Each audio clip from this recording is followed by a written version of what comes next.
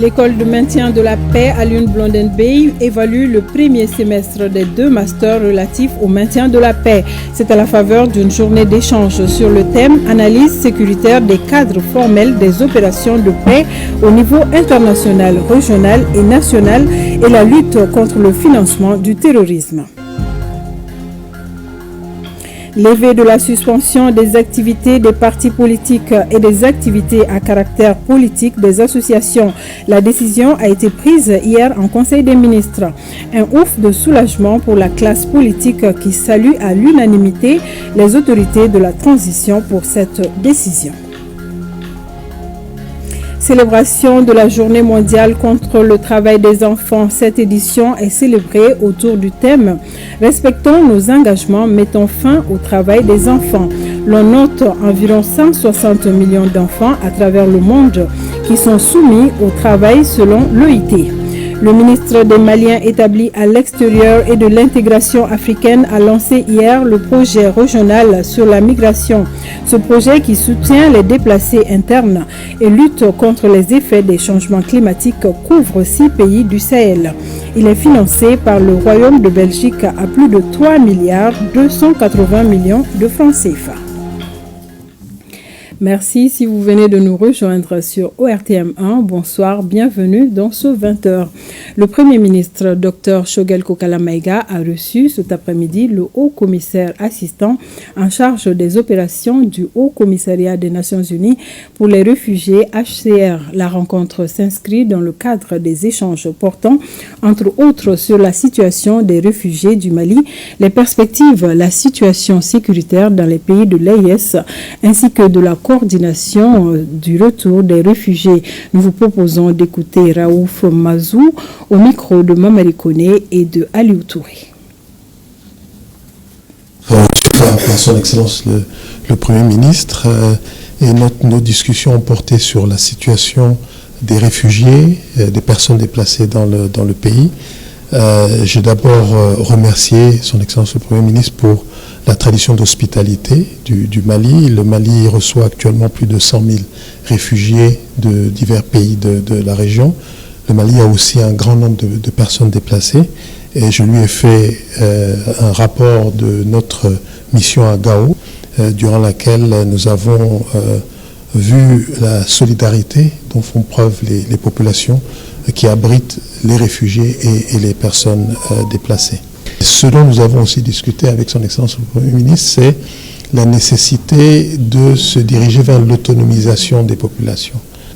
Mais très rapidement, il faut qu'on essaie de mobiliser les ressources nécessaires pour que les populations déplacées deviennent autosuffisantes. Et en ça, nous avons l'aide de pas mal de partenaires au développement, soit la Banque mondiale, Banque africaine de développement et des partenaires bilatéraux. Donc, ce dont nous avons aussi parlé avec son Excellence le Premier ministre, c'est la nécessité de faire ce mouvement entre assistance humanitaire, qui est nécessaire au début, mais vers quelque chose de plus durable. Nous avons aussi parlé de la situation dans le Sahel, dans l'ensemble, que ce soit le Mali, que ce soit le Niger, que ce soit le Burkina Faso, 3 pays qui sont très liés, et la nécessité d'avoir une vision d'ensemble, une approche globale, quand on parle des situations de déplacement dans la région. Nous avons aussi parlé des mouvements migratoires, des mouvements de population mixte, de réfugiés et de migrants, des mouvements mixtes qui partent du Mali, qui traversent le Mali. Et nous avons aussi parlé du fait qu'il y a un nombre important de Maliens qui sont réfugiés dans les pays voisins. Enfin, nous sommes tous conscients du fait que c'est la paix, c'est la sécurité dans les zones d'origine des gens qui sont déplacés qui leur permettront de retourner chez eux, et c'est ce que nous appelons de tous nos voeux. Le haut-commissaire assistant chargé des opérations UNHCR était en visite également ce mardi à Gao. Accompagné de 6 diplomates, il a rencontré les autorités régionales avant de visiter la cité Nata où habitent les réfugiés et les personnes déplacées pour s'enquérir de leurs conditions de vie sur le site et procéder à une remise de vivres. Reportage Aliou Idrissa Maïga. Dès son arrivée à Gao, Le haut-commissaire assistant chargé des opérations INHCR s'est dirigé vers le gouvernorat de Gao pour rencontrer les autorités. Les échanges ont porté sur la situation des réfugiés et déplacés basés à Gao. Après ces échanges directs avec les autorités régionales, l'hôte du jour et la délégation diplomatique qui l'accompagne se sont rendus à la cité Nata, située dans la périphérie de Gao, pour rencontrer les réfugiés et déplacés internes. Ce déplacement, c'est pour venir remercier les autorités pour ce qu'elles font en réponse à la crise de déplacement auquel nous faisons face. Il y a beaucoup de réfugiés, il y a beaucoup de personnes déplacées et malheureusement ces chiffres sont en augmentation. Les autorités de Gao, avec l'appui des autorités centrales bien sûr, ont été remarquables dans les réponses qu'elles fournissent. L'assistance humanitaire est fournie, elle continue d'être fournie, mais ce qu'on a vu à Nata par exemple, c'est un exemple de ce que nous voulons voir dans d'autres parties du pays. En plus des réalisations déjà faites sur le site, les réfugiés venus du Burkina Faso et du Niger et les déplacés internes ont exprimé d'autres besoins qui seront pris en compte selon le haut-commissaire assistant chargé des opérations. Ils ont remercié les autorités, ils ont remercié bien sûr la communauté internationale qui a permis de faire en sorte que ce site soit réalisé. Ils nous ont parlé de tous ces déplacés qui n'ont pas eu la chance d'avoir accès à ce type d'installation. L'autre chose qu'ils nous ont demandé, c'est de les aider à faire en sorte qu'ils deviennent autonomes. Maintenant, on espère tous que les réfugiés puissent rentrer dans leur pays, que les personnes déplacées puissent retourner dans leur lieu d'origine. Mais en attendant, il faut que le plus vite possible, ils soient autosuffisants. Et c'est ce à quoi nous allons nous attacher. Réfugiés et autorités, tous apprécient la visite du haut-commissaire assistant chargé des opérations INHCR à Gao. Aujourd'hui, on est content puisque par avant, on était sans abri. Mais aujourd'hui, on est avec HR, on a tout. Ils sont venus voir, vu ce que le haut-commissariat des réfugiés a réalisé à Gao et d'échanger avec la population qui bénéficie de cet appui. Donc les difficultés à rencontrer. Vraiment, c'est une bonne initiative à saluer et on demande aux autres partenaires vraiment d'imiter le pas du HCR. Une remise de vivres frais et secs aux déplacés et à la communauté haute, la plantation de pieds d'arbres, la visite guidée de la cité Naata et des animations folkloriques des réfugiés ont marqué le passage du haut-commissaire assistant chargé des opérations à Gao. Et Abdul Karim Kaba m'a rejoint sur ce plateau. Bonsoir Abdul Karim. Bonsoir Madame Koné. Vous avez des communiqués à nous lire. D'abord, le communiqué conjoint des ministres des Affaires étrangères de la Confédération des États du Sahel, AES. Les ministres des Affaires étrangères de la Confédération des États du Sahel, AES, ont suivi par voie de presse les délibérations publiques de la 65e session ordinaire de la conférence des chefs d'État et de gouvernement de la communauté économique des États de l'Afrique de l'Ouest, CEDEAO, tenue le 7 juillet 2024 à Abuja. Au cours de ce sommet, le commissaire de l'Union africaine UA en charge des affaires politiques, paix et sécurité, s'exprimant au nom du président de la Commission de l'Union africaine, a déclaré que le retrait des 3 pays de la CEDEAO est inacceptable pour l'Union africaine et nous croyons en une seule CEDEAO. Ce jugement de valeur est aussi surprenant qu'inhabituel de la part d'un fonctionnaire statutaire dont les missions et les attributions ne lui confèrent aucun droit d'ingérence dans les affaires intérieures d'États membres de l'Union africaine. Par conséquent, les ministres des Affaires étrangères de la Confédération des États du Sahel, AES, désapprouvent et condamnent avec la dernière rigueur cette attitude contraire au devoir de réserve et de l'obligation d'impartialité qui incombe à tout fonctionnaire d'une organisation intergouvernementale. Les ministres des Affaires étrangères de la Confédération des États du Sahel, AES, rappellent que conformément au communiqué conjoint du 28 janvier 2024 des États membres de l'AES, suivi des notifications nationales transmises à la commission de la CEDEAO, le retrait du Burkina du Mali et du Niger de la CEDEAO est une décision souveraine et conforme aux dispositions du retrait et révisé de la CEDEAO du 24 juillet 1993. L'approbation d'un acteur tiers ne s'inscrit pas dans la dynamique responsable de la Confédération des États du Sahel AES, dont la priorité est et demeure la préservation de l'intégrité territoriale de ses États membres et la défense des intérêts vitaux de ses populations. À ce titre, toute appréciation de cette décision souveraine constitue une ingérence dans les affaires intérieures des États membres de la Confédération des États du Sahel AES et une violation des dispositions pertinentes de la Charte des Nations Unies, de l'acte constitutif de l'Union africaine et du droit international. Les ministres des Affaires étrangères de la Confédération des États du Sahel AES demande à la Commission de l'Union africaine d'indiquer la décision ou l'acte des organes politiques de l'Union africaine sur laquelle elle se fonde pour faire de telles affirmations. Les ministres des Affaires étrangères de la Confédération des États du Sahel, AES, regrettent par ailleurs les jugements de valeur à géométrie variable de la Commission qui n'avait pas cru utile en 2000 de juger inacceptable le retrait d'un précédent membre de la CEDEAO. Cette prise de position inappropriée, inopportune et contre-productive est contraire aux principes, aux règles et à la pratique de l'Union africaine.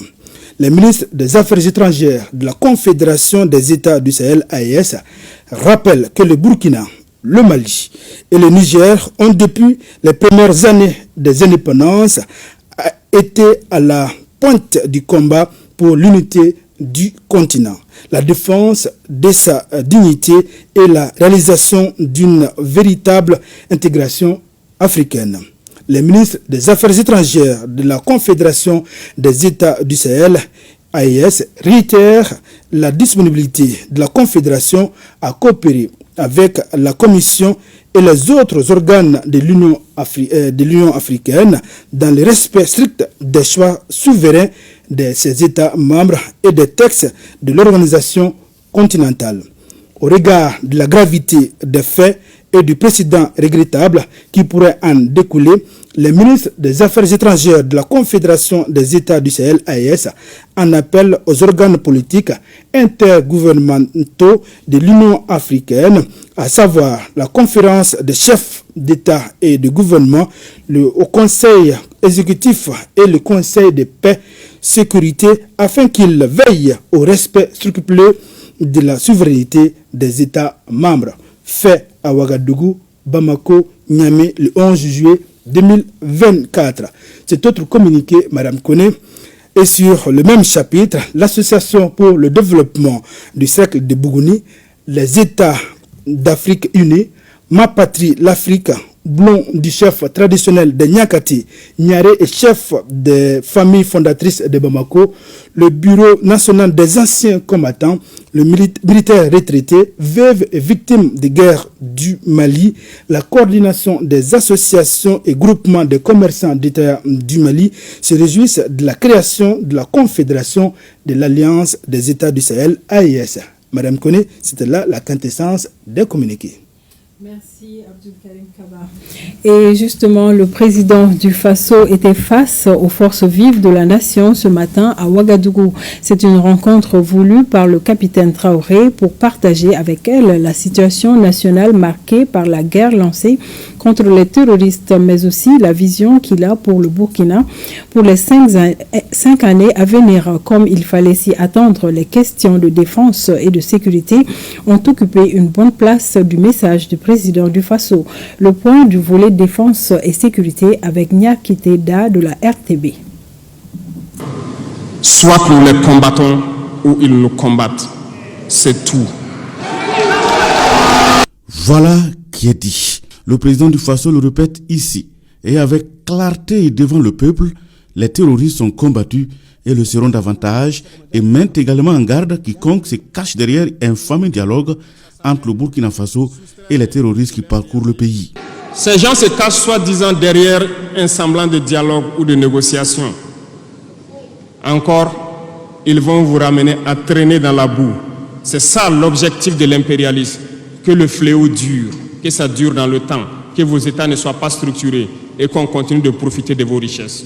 Plus ça dure, plus ça les arrange. Le Burkina Faso opte pour de nouvelles stratégies, au nom desquelles le renforcement des capacités opérationnelles des forces armées nationales et des forces de sécurité intérieure. Et pour cela, nous avons doublé presque les effectifs dans nos forces armées. Nous continuons de recruter et je pense que dernièrement des recrutements ont été lancés côté officiers et sous-officiers et bientôt dans quelques jours, le recrutement pour au moins 10 000 soldats devrait être lancé. Parce que où que vous soyez, malgré le recrutement qui a été fait, il y a toujours le besoin de militaires. Donc il y a lieu de continuer à recruter et à équiper. Le Burkina Faso a les moyens et va même renforcer ses moyens. Les moyens sont disponibles à travers l'exploitation des ressources du pays. Certaines puissances ont refusé de nous vendre les équipements, ont bloqué les équipements que nous avons achetés dans certains pays parce qu'ils ont la licence de certains composants. Et ces puissances exploitent des minerais au Burkina Faso. Je le dis ici, haut et fort et solennellement. Ça va s'arrêter. Vous ne pouvez pas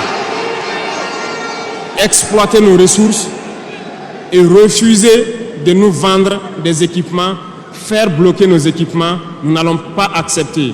Devant une cuvette du palais des sports, acquise à sa cause, le capitaine invite le peuple burkinabé de l'intérieur et de la diaspora à faire corps avec les forces de défense et de sécurité, ainsi que les volontaires pour la défense de la patrie VDP pour la victoire contre les terroristes. Nous allons vaincre très prochainement ce terrorisme ici au Burkina et même dans l'AES.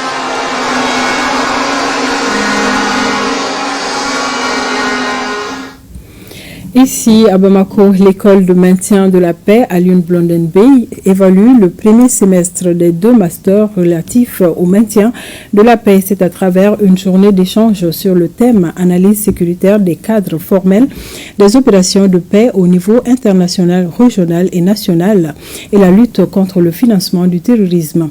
À l'ouverture des travaux, une leçon inaugurale est dispensée par le colonel Abdoulaye Maïga, ministre d'État en sa qualité d'expert en maintien de la paix. Batraoré.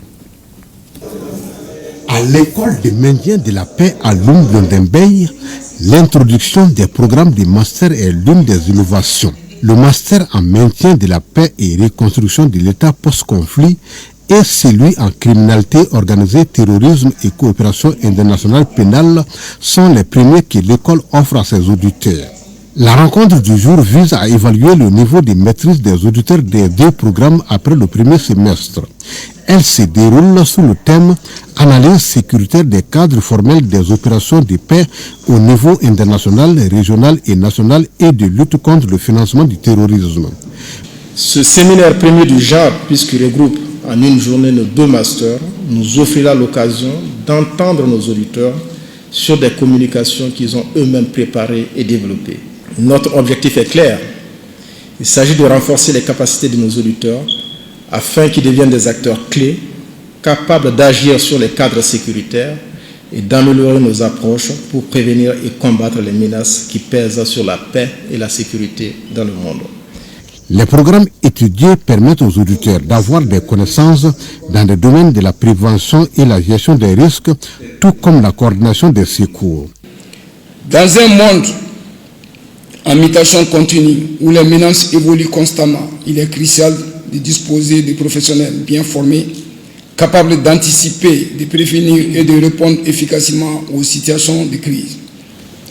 Le gouvernement, conscient de ces enjeux, continue de s'investir et accompagner les initiatives dans la formation et le développement des compétences dans le domaine de la sécurité et de la paix.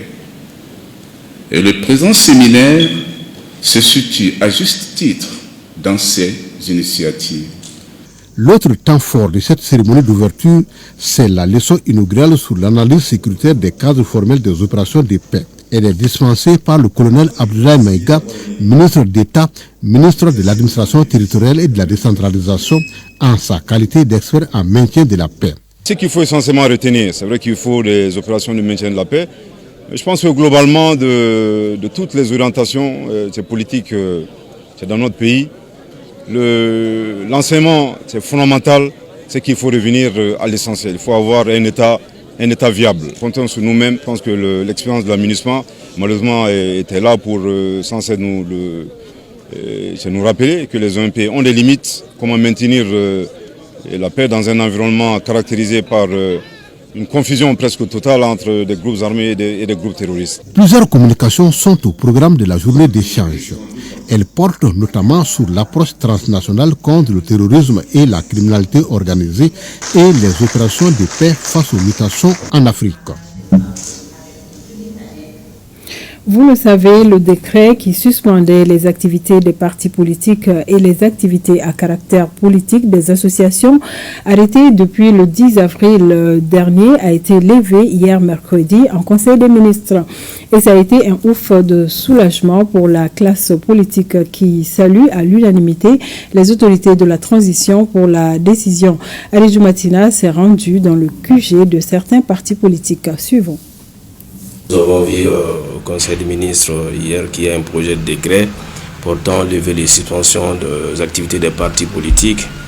Nous nous en réjouissons. Nous espérons que cette levée va dans le sens de ce qu'on appelle l'apaisement du climat social et politique et que c'est une main tendue à toutes les formations politiques afin que nous puissions ensemble travailler à apaiser le climat politique pour un pays qui souffre d'une crise multidimensionnelle et pour l'édification duquel aujourd'hui toutes les voix comptent. C'est une mesure à saluer. Nous osons espérer que les autorités continueront à travailler dans le sens là pour que nous puissions avoir réellement un renforcement de cet apaisement-là. Et pour cette même raison, nous avons aujourd'hui des camarades qui ont été arrêtés parce qu'ils ont tenu une réunion pendant qu'il y avait la suspension. Et nous profitons de ce micro-là pour demander également aux autorités afin que cette accalmie recherchée, cet apaisement recherché sur le climat politique puisse être préservé, puisse être renforcé. Le Parti malien du travail et de la refondation que je préside avait adhéré, avait soutenu la mesure. Aujourd'hui, nous sommes un parti heureux et nous sommes des citoyens contents et heureux de savoir que c'était vraiment une mesure circonstancielle. C'est pour un moment. Et ce moment étant aujourd'hui terminé, et vous avez vu que très rapidement, au cours d'un conseil des ministres, le gouvernement a pris sur lui la responsabilité de lever. Donc je salue cette mesure, je salue ce décret et je félicite les autorités pour avoir pris la décision au moment qu'il le fallait et la lever aujourd'hui au moment qu'il le faut. Et maintenant, je dis bravo à toute la classe politique. La mesure est levée, mais n'oublions pas qu'on doit se mettre ensemble et faire en sorte vraiment que notre pays reste stable, que notre pays continue dans la meilleure voie. Encore qu'aujourd'hui, nous sommes allés dans le cadre d'une confédération avec deux autres pays frères, nous sommes les troisièmes. Je pense que c'est le moment pour nous de nous donner la main. C'est le moment pour nous de stabiliser d'abord à l'intérieur chez nous pour que nous puissions tenir au sein de la Confédération comme vraiment tout le monde le conçoit, tout le monde le voit. Le Mali étant ce qu'il est, il est important que nous soyons au devant. Et n'oublions pas que notre président se trouve être aujourd'hui le président de la Confédération pour une année. Donc le bon exemple doit être donné par nous. Le bon exemple doit être donné par les acteurs politiques. Et ce qui engage nos autorités nous engage. Nous saluons surtout cette décision de lever le décret portant suspension des activités des partis politiques. Les partis politiques au Mali ont toujours œuvré pour, en donnant le meilleur d'eux-mêmes pour le développement de ce pays. En tout cas, nous, du PSC L'Incroix, de l'Alliance également du 31 mars, notre seul objectif dans ce pays est de contribuer, d'apporter notre petite pierre à l'édification d'un Mali nouveau. Donc nous saluons cette décision et nous osons espérer également qu'avec la levée de cette suspension, que tous les Maliens vont se retrouver, tous les acteurs politiques vont se retrouver, puisque nous avons des camarades qui sont arrêtés. Et nous osons espérer qu'avec la levée de la suspension des activités des partis politiques, ils seront eux aussi élargis pour qu'ensemble, tous les Maliens nous retrouvons. On était très contents et on attendait ça. C'est vrai, il y a d'autres qui pensaient que ce n'était pas possible maintenant. Et d'autant plus qu'on sait que le gouvernement de la transition, leur vision aujourd'hui, c'est la stabilité du Mali. Et on devrait savoir pourquoi on a été suspendu. Nous, en tant qu'hommes politiques, il faut que nous soutenions nos gouvernements de la transition qui sont en place. Et il y a d'autres qui pensent que si ce n'est pas l'Occident, on ne peut pas avancer. Alors que ces Occidentaux-là, ils viennent ici pour leur intérêt. Nous aussi, en tant que citoyens de ce pays, qui est le Mali, nous devons tout faire pour que vraiment notre intérêt prime. Donc, il faut que le patriotisme prime surtout. Parce que qui parle du patriotisme parle de l'engagement de ces milliers d'hommes politiques qui sont là. Donc, je pense que parmi les 300 partis politiques qui sont au Mali, tu verras qu'il y a au moins 235 ou bien 250 partis politiques quand même soutiennent la transition sans réfléchir. Parce que lorsqu'ils sont venus, la manière qu'ils ont agi pour libérer le pays, pour libérer Kidal surtout, donc nous on ne peut pas s'en penser et sans saluer au passage le gouvernement de la transition de tout ce qu'ils sont en train de faire comme effort.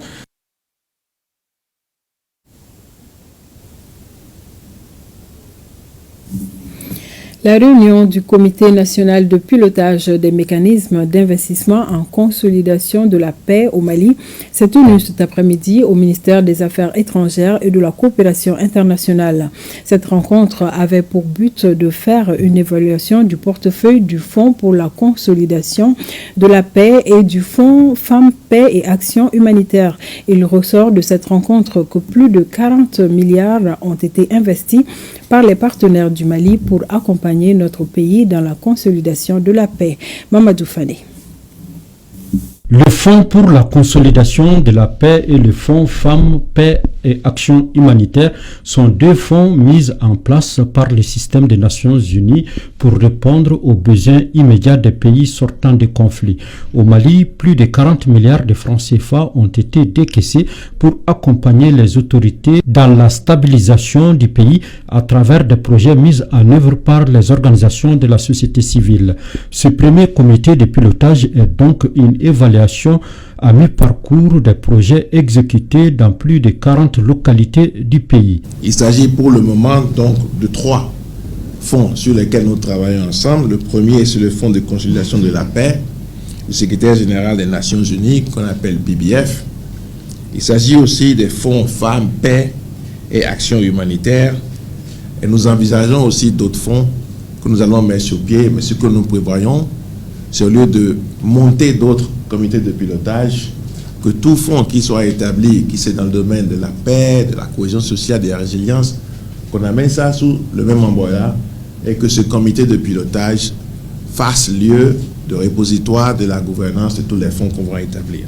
Je voudrais par ailleurs signaler que le gouvernement accorde une attention particulière à l'opérationnalisation diligente du fonds fiduciaire pour la stabilisation et le relèvement à travers la mobilisation des ressources nécessaires pour renforcer de manière concertée le financement des initiatives de développement au Mali. Je dois dire que la principale attente du gouvernement en ce qui concerne les mécanismes d'investissement en consolidation de la paix et autres instruments similaires est qu'ils produisent un impact rapide, positif, visible et durable sur la vie des populations maliennes bénéficiaires.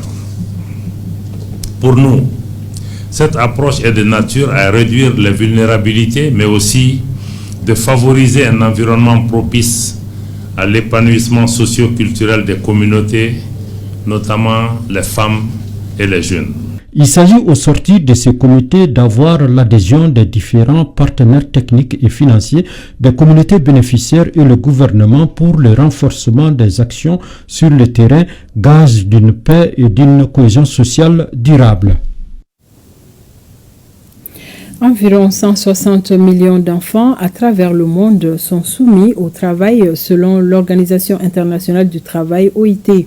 Ces informations ont été partagées ce matin lors de la célébration de la Journée mondiale contre le travail des enfants. Elle est célébrée sous le thème « Respectons nos engagements, mettons fin au travail des enfants ». Seydou Traoré et Tayeb Adjaouyakoui. Dans le monde, un enfant sur 10 est soumis au travail des enfants, soit près de 160 millions au total depuis l'année 2020. Autre chiffre, l'Organisation internationale du travail OIT estime à 79 millions le nombre d'enfants engagés dans un travail dangereux. La journée dédiée à la lutte contre le phénomène offre une opportunité aux enfants de lancer leur cri de cœur. Cette journée elle est quand même très importante parce qu'il s'agit de l'avenir des enfants. Et donc c'est l'occasion quand même pour nous de parler de nos problèmes, plus précisément du travail des enfants, partager nos préoccupations et nos soucis aux plus hautes autorités, ainsi qu'à l'ensemble des parties prenantes afin de trouver quand même des actions urgentes et permettre à ces enfants de profiter de leurs droits au même titre que les autres enfants. Le thème de cette année c'est éliminons le travail des enfants, respectons nos engagements. Alors, lorsque vous ratifiez une convention internationale, ça veut dire que vous acceptez de respecter les dispositions de ces conventions. Donc c'est un thème mondial, c'est à rappeler au gouvernement leur engagement et de faire en sorte qu'ils puissent mettre des actions en place pour que ces engagements soient respectés. Dans les statistiques de l'OIT, 9 sur 10 enfants travailleurs vivent en Afrique, en Asie et dans le Pacifique. Au plan national, le milieu rural occupe la tête du peloton avec plus de 85% selon les données de l'enquête modulaire et permanente auprès des ménages EMOP. La campagne lancée à l'occasion de cette journée vise ainsi à toucher un nombre important de la population. Le message que je viens de lancer tout de suite, c'est de s'arrêter à chaque point stratégique. Chaque fois qu'ils peuvent trouver des enfants dans les cultures de Bamako, de s'arrêter et de sensibiliser. À cette journée commémorative, les autorités ont rappelé les efforts consentis dans la lutte contre le travail des enfants et parmi lesquels la promotion de l'éducation, le renforcement des lois et politiques de protection de l'enfant et le soutien aux familles et la collaboration internationale. Le ministre des Maliens établi à l'extérieur et de l'intégration africaine a lancé hier le projet régional qui soutient les déplacés internes et de lutte contre les effets des changements climatiques. Le projet couvre 6 pays du Sahel, le Mali, la Guinée, Conakry, le Niger, le Burkina Faso, le Tchad et le Sénégal.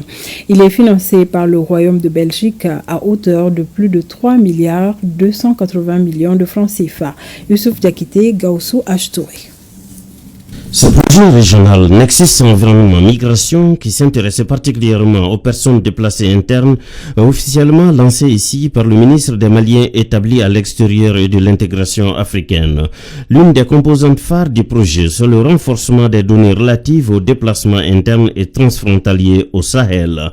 L'une des structures d'exécution du projet, c'est l'Organisation internationale pour les migrations. C'est une initiative régionale qui a une composante sur les données relative à la mobilité humaine ou la migration dans la région, dans 6 pays de la région, et aussi une composante migration, environnement et changement climatique. Au Mali, le projet va se concentrer sur les régions de Sikasso et de Kayes et travailler sur la mobilité humaine dans le contexte du changement climatique. C'est un projet qui vise à améliorer l'accueil dans les communautés hautes des personnes déplacées internes au Mali et alors aussi à récolter des données permettant de mieux nous rendre compte des mouvements des personnes déplacées et des réfugiés.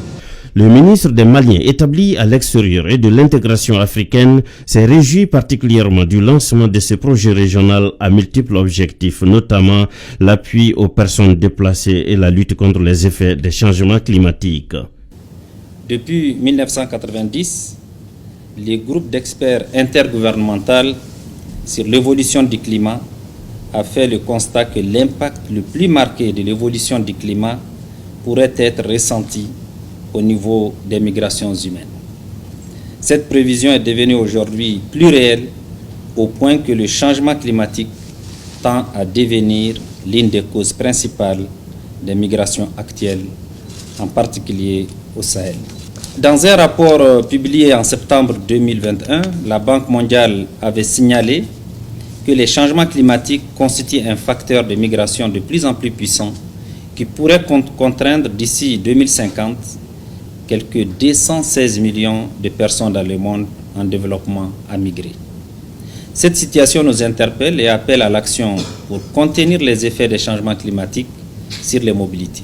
pour une durée d'1 an. L'initiative financée par le Royaume de Belgique est mise en œuvre par l'Organisation internationale pour les migrations en partenariat avec les autorités nationales dans 6 pays de la région du Sahel. Il s'agit du Mali, du Sénégal, du Burkina Faso, du Tchad, de la Guinée-Conakry et du Niger. Fin hier de l'atelier sur la désinformation et la promotion de l'intégrité de l'information. Les participants ont formulé des recommandations dans le sens de la multiplication des efforts de formation et de sensibilisation sur les dangers liés à la propagation de l'information. Le compte-rendu de Aloussine Touré. Les 2 jours d'atelier ont été mis à profit par les participants pour mieux s'imprégner des notions relatives à la malinformation, à la désinformation et à la mésinformation. Aussi ont-ils réfléchi aux voies et moyens susceptibles d'aider à identifier et à circonscrire les fake news. Nous savons comment est-ce que maintenant les gens utilisent mal les réseaux. C'est pas le réseau qui ment, c'est les gens qui l'utilisent.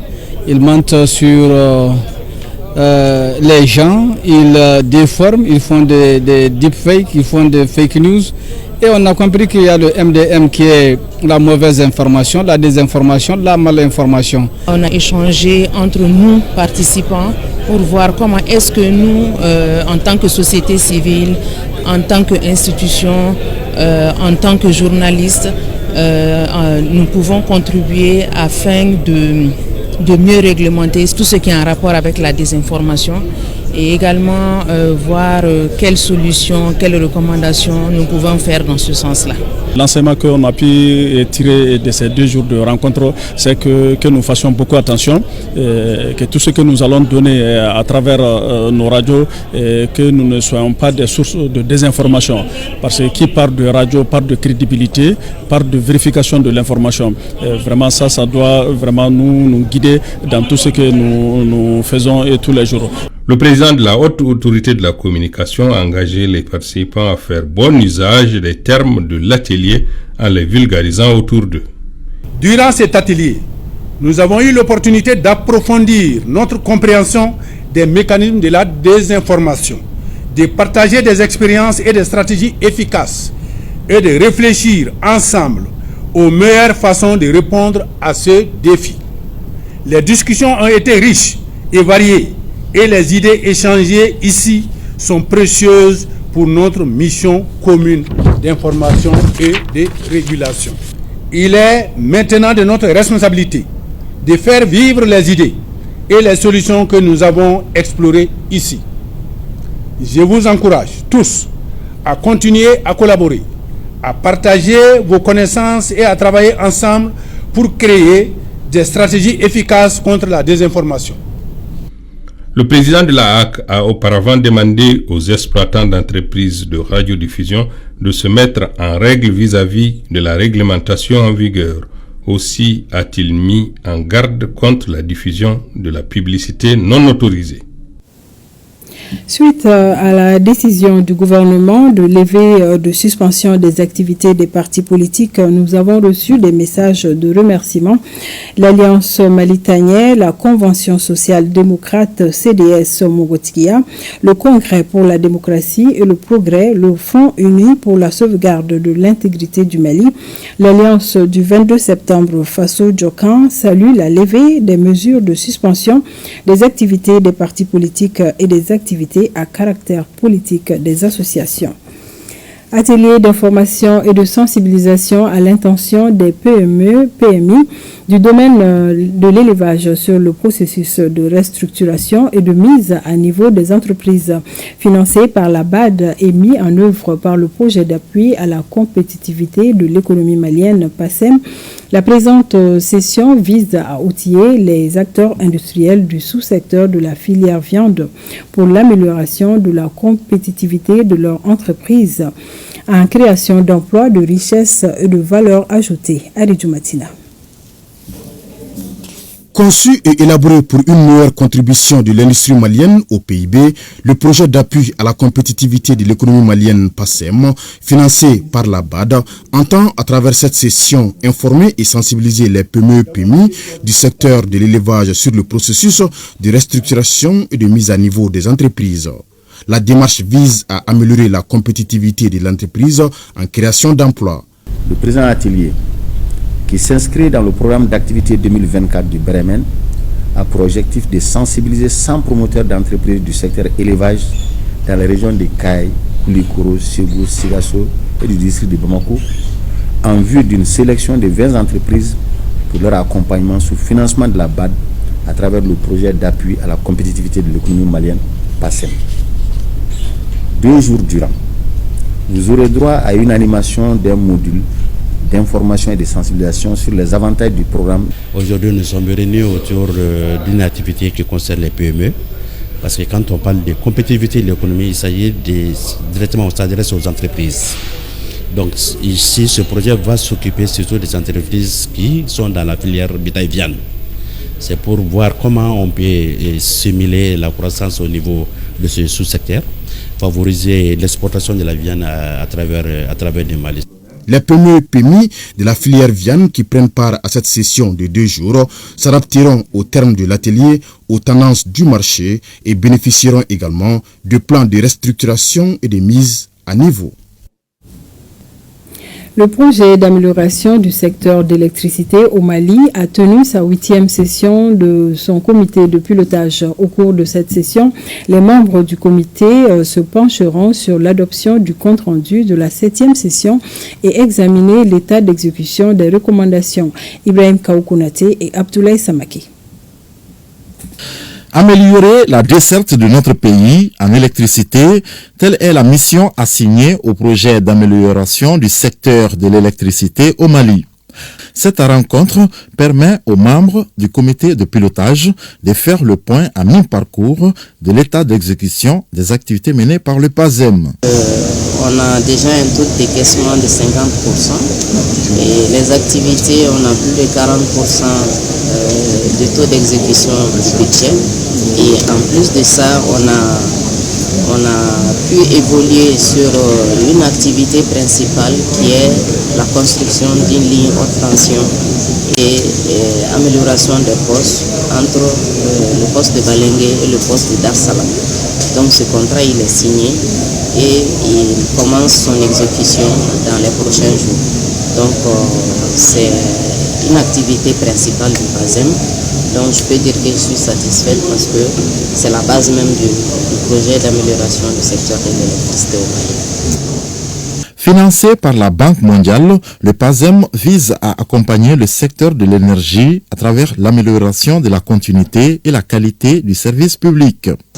Nous pouvons noter globalement le PASEM enregistre un taux d'exécution physique de 35% et un taux de décaissement de 51% depuis son démarrage, soit un montant décaissé de 44 393 millions francs CFA sur un total de 4,7 750 millions francs CFA.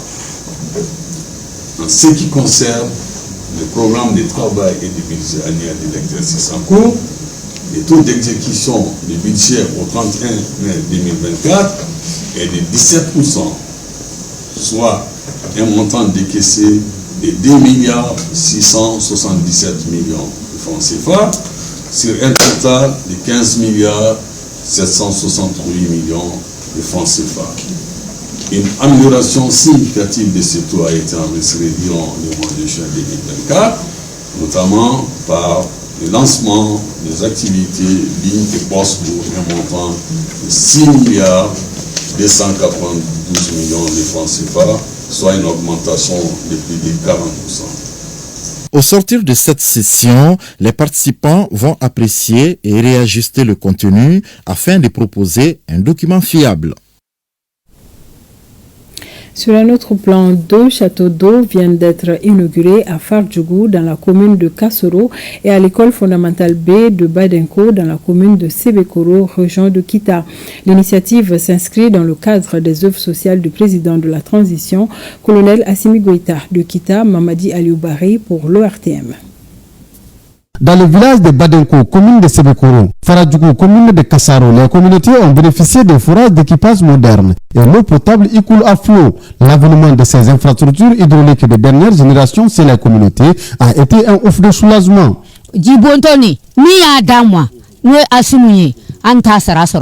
Nous remercions ces œuvres du président de la transition qui donne l'eau à une population, de épargne de la maladie et promouvoir son développement durable. Nous disons merci à Assimi Goïta. Une chose est de donner, l'autre là aussi est d'entretenir. Nous demandons à la population vraiment d'entretenir ces outils.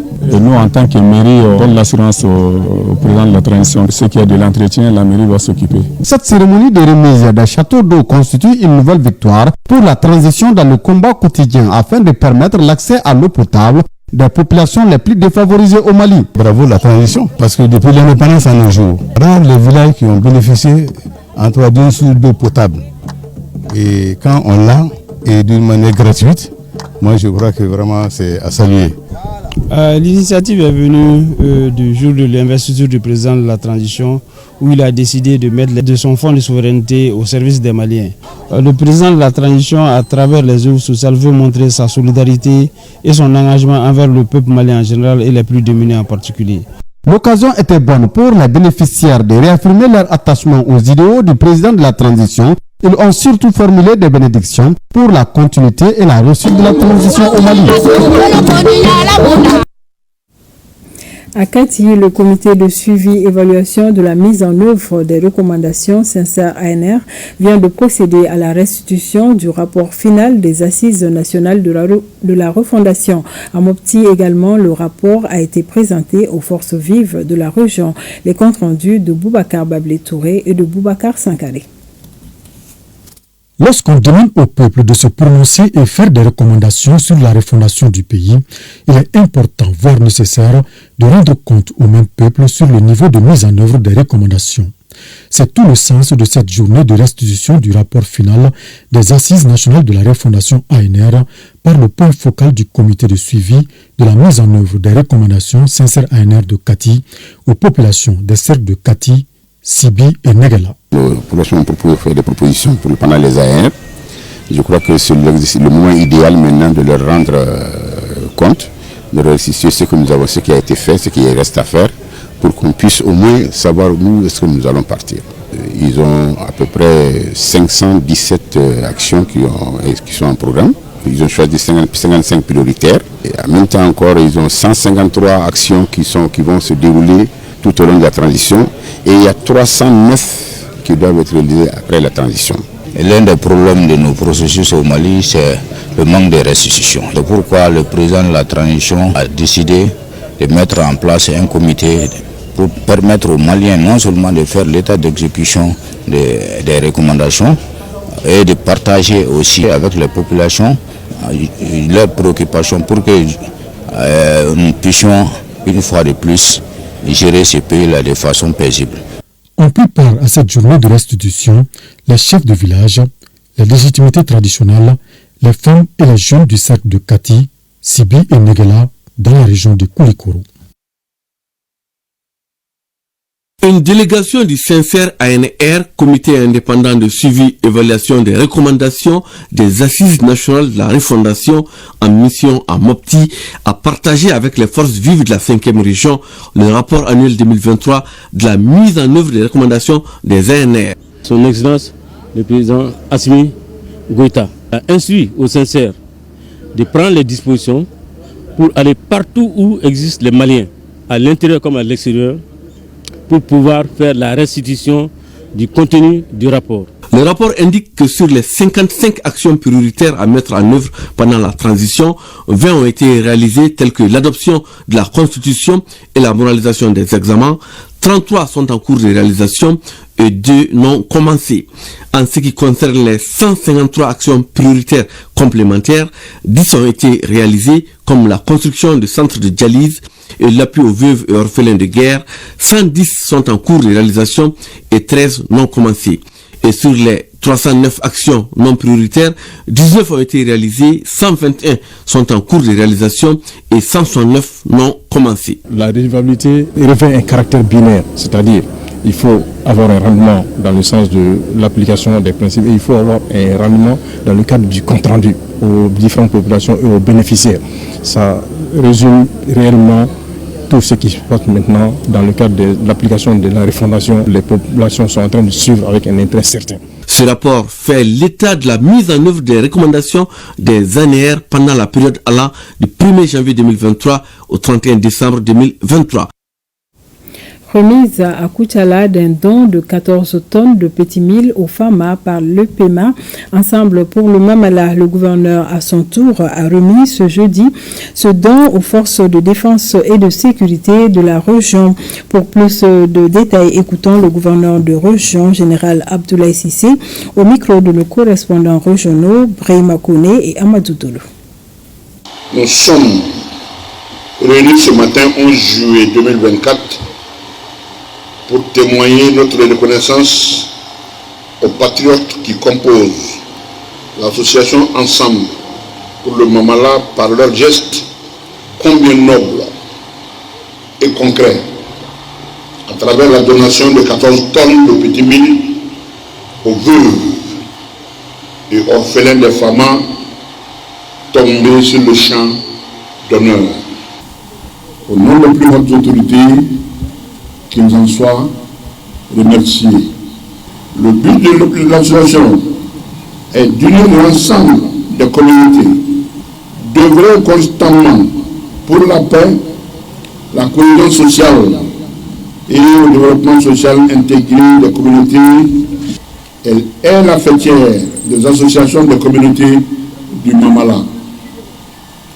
Les activités du mouvement permettent de fédérer les communautés vivantes dans l'ensemble géographique Mamala, de créer un climat de paix et de cohésion sociale entre les peuples, de promouvoir la diversité culturelle et favoriser la mobilisation des populations pour la défense de la patrie. C'est de ça que nous avons besoin aujourd'hui.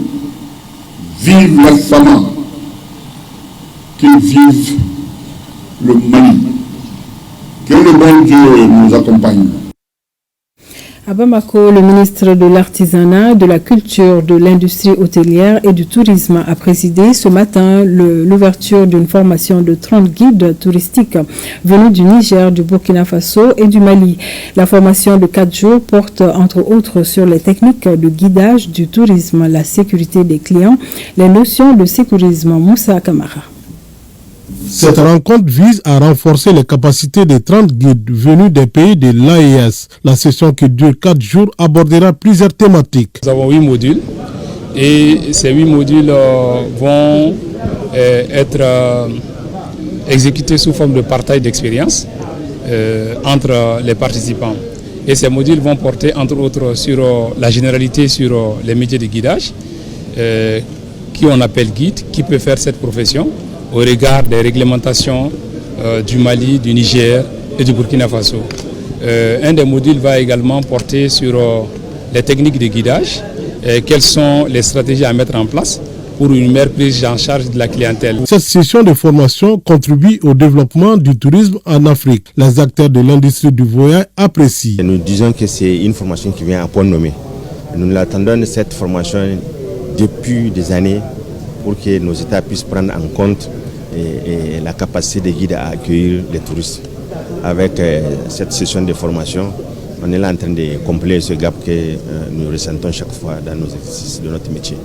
Depuis 2012, le secteur du tourisme a été touché par la double crise sécuritaire et sanitaire. Et depuis, les autorités des pays de l'espace AES ne cessent de déployer des actions en vue de relancer les activités touristiques. Dans le souci de relancer le secteur du tourisme, vital pour l'économie de nos pays, les gouvernements de ces pays respectifs ont défini une nouvelle feuille de route portant, entre autres, sur le développement des infrastructures, le développement des compétences, l'amélioration de la qualité des services, le renforcement de la gouvernance et le développement du tourisme. La performance de l'industrie du tourisme dépend en grande partie des ressources impliquées dans ce secteur. C'est la raison pour laquelle Le renforcement des capacités des acteurs du tourisme a fait l'objet de recommandations de la politique ministérielle du tourisme du COMSEC. Cette session de formation sera sanctionnée par un exercice de simulation des participants à Sibi, une manière de les évaluer. Et un mot de sport à présent, après la remise du drapeau national des mains du ministre en charge des sports, les Aigles Espoirs du Mali ont pris la direction de Paris en France pour les Jeux Olympiques. La délégation a été accueillie à l'aéroport Roissy Charles de Gaulle par le consul général du Mali à Paris. Le film de l'arrivée des Aigles Espoirs avec Siragatou Sissé.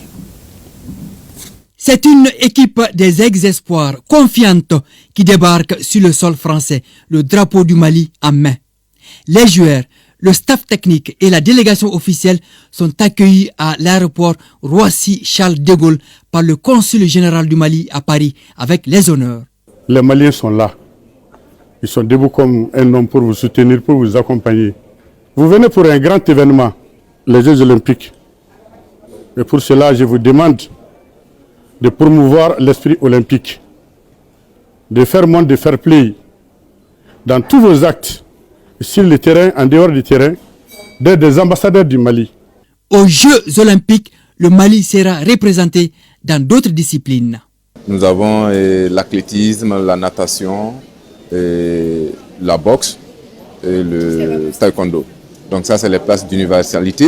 Donc au niveau de l'athlétisme, nous avons Fodé Sissoko, et en 100 mètres. Au niveau de la boxe, on a Fatmata Marine Kamara, moins de 57 kilos.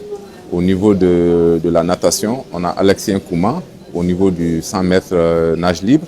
Et on a une dame, Aïchata Diabaté, en 50 mètres nage libre. Nous avons également Ismaël Koulibaly en taekwondo et en 80 kilos. Les ex-espoirs feront de leur mieux pour offrir au peuple malien une médaille historique. Nous sommes là pour vraiment amener au moins une médaille avec nous. Donc nous sommes très contents et l'accueil a été très chaleureux et je pense que les Maliens ne seront pas déçus. L'équipe va séjourner à Alonne dans le département de la Sarthe pour un stage de préparation ponctué de 2 matchs amicaux avant l'événement proprement dit.